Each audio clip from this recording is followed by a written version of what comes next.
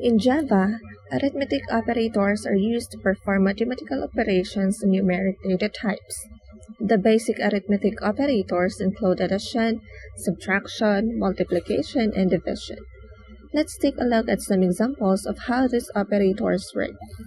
Suppose you want to add two numbers together in your program. You can use the addition operator like this.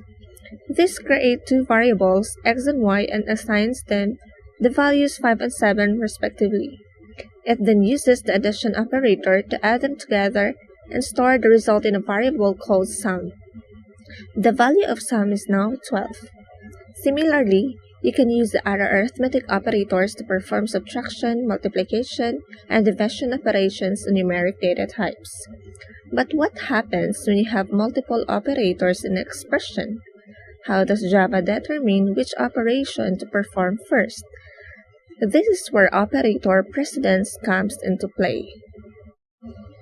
Operator precedence refers to the order in which Java evaluates different operators in an expression. Some operators have higher precedence than others, meaning they are evaluated first. For example, multiplication and division have a higher precedence than addition and subtraction. Let's look at an example of how operator precedence work.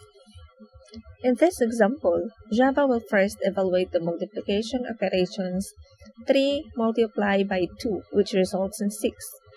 It will then add 5 to 6, resulting in a final value of 11 for the variable result. If you want to change the order of evaluation, you can use parentheses to group operations together. In this example, the addition operations inside the parentheses is evaluated first, resulting in a value of 8.